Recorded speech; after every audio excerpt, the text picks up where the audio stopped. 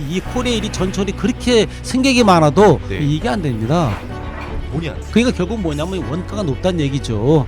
그런데 이제 물류를 보면은 네. 철도 화물 운송은 완전 적자입니다. 어느 정도 적자냐? 지난 10여 년간 매년 한 2천억 이상. 그러니까요, 지금 누적 적자가 엄청난 겁니다.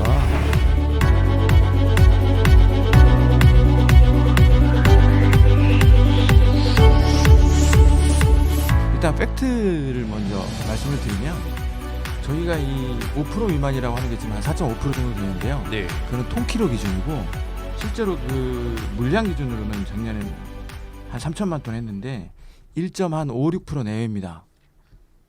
물량 기준으로 보면. 그러니까 전체적으로 아주 미미한 것으로 볼 수 있는데 그렇네요. 근데 이런 부분들을 액면 그대로 받아들이면 아 물류가 중요하지 않구나 철도가 이런 오해할 수 있을 생각을 것 같습니다. 오해할 수 있습니다. 네. 예를 들어 시멘트 내륙사 같은 경우에 시멘트 7개사가 있는데 그 중에 5개의 회사가 내륙에 공장이 있습니다. 뭐 쌍용이 이제 해안하고 내륙하고 두 군데 있기 때문에 그 쌍용까지 치면은 요 내륙사 공장들만 봤을 때에는 절반이 지금 철도로 운송을 하고 있거든요. 그러니까 철도가 우리가 뭐 예를 들어서 뭐 100km도 안 되고 아니면 시내 운송하는데 철도의 어떤 그 대체제가 도로라고 한다든가 거꾸로 보시면 그렇게 얘기할 수 없잖아요. 그렇죠. 적어도 한 200-300km 이상 돼야지 철도라고 볼 수 있는데 그렇게 품목별, 구간별 이렇게 봤을 때에는 철도가 지금 상당히 큰 역할을 하고 있거든요. 컨테이너도 경부 구간은 적어도 그 제가 뭐 혼자서 계산한 거지만 15% 이상 되는 걸로 제가 보기엔 그렇고 예. 그다음에 철강 같은 것도 특정 구간에 있어서는 거의 절반 정도를 차지합니다. 비중이 상당하네요. 아, 그럼요. 예. 뭐 예를 들어서 예. 또 뭐 대산의 화학 단지 같은데 네. 그런 데는 이제 수출만 딱 놓고 본다. 뭐 부산으로 갈 수도 있고 예. 인근의 대산항에서 나갈 수도 있고 인천항에서 나갈 수도 있고 하거든요. 네. 평택이나. 그런데 수출 부산으로 가는 거를 한번 따져 보면 반 이상은 철도가 한다고 보시면 됩니다. 그러니까 그런 정도로 그 어떤 특정한 영역이나 구간이나 이런 걸 그 이 철도를 볼 때에는 예. 그것이 없었을 때 미치는 영향이 상당히 크다고 할 수 있고요. 다시 이제 처음으로 돌아가서 이제 가격 말씀을 드리면 뭐 교수님도 아시겠지만 서울 부산 뭐 한 45만 원, 50만 원에 10년 전, 20년 전 가격하고 거의 동일하거든요. 근데 이제 코레일의 원가 부분 어떻게 했겠습니까? 계속 올라갔죠. 예. 그리고 운임도 실질적으로 계속 올려왔어요. 그러면 그 간격이 좁혀지거나 또는 역전이 되는 현상이 발생하니까 당연히 수요는 이탈할 수밖에 없는 거죠. 근데 그게 가장 컸고 그리고 여기서 주목해야 될 점은 정책이 MB 정부 때는 녹색 성장 정책 해가지고 뭐 증대를 하라고 했다가 박근혜 정부 때 그 공기업 효율화 그래서 수지 개선 압박을 되게 했거든요. 이 수지 개선에 대해 숨은 이면이 많긴 하지만 어쨌든 네. 그런 과정이 있었습니다. 네. 그리고 나서 다시 이제 금년 작년이죠. 그 현 정부 들어서 가지고 마침 또 오영희 사장이 새로 이제 취임을 한 2월 달 네. 그리고 3월 달에 네. 거꾸로 국토부에서 네. 그 철도 물류 육성 계획을 고시를 했어요. 그러니까 정부의 공식 문서로 철도 물류를 육성하자. 육성하자. 그래 가지고 거의 뭐 한 6-7천억 되는 거를 21년까지는 한 2천억. 그 투자 계획까지 발표를 했는데 뒤집혔나요? 그게 3월이거든요. 네.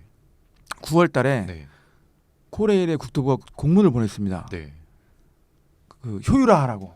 네. 그러니까 그 얘기는 뭐냐면 적자를 없애라는 얘기거든요. 네. 근데 적자를 없앨 수 있는 방법이 그렇게 많지 않습니다. 코레일 입장에서는. 그렇죠. 예. 그러니까 그러다 보니까 뭐 노조가 있는데 인건비를 줄이겠습니까?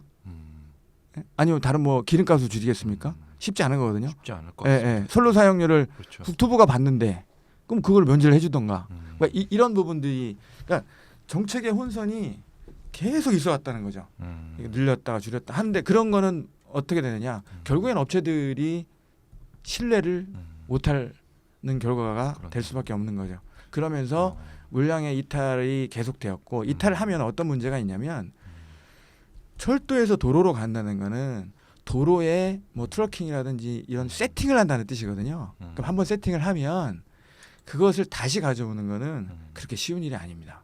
자, 이렇습니다. 우리나라 철도 물류, 그러니까 철도 사업자가 우리가 여러 개가 있는데 그 중에서 이제 철도 물류는 한국철도공사만 수행을 합니다. 근데 이제 한국철도공사의 그 재무 구조를 보면은 여객하고 이제 물류로 나눌 수 있거든요.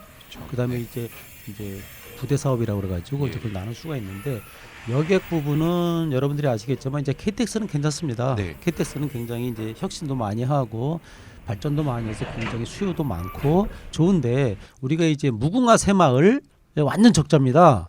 그래서 이제 여러분들이 아시겠지만 국민들 중에서 서민들이 이용하는 무궁화 새마을은 완전 적자다. 아, 완전 적자. 그래서 냉정하게 얘기하면 네. 코레일에서는 이걸 폐지해야 된다라고 생각을 하실 거예요. 근데 이제 서민들을 생각하면 폐지하면 안 되겠죠.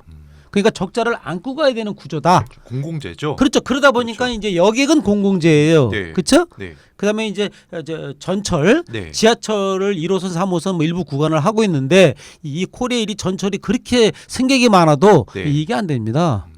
돈이 안 돼. 그러니까 결국 뭐냐면 원가가 높다는 얘기죠.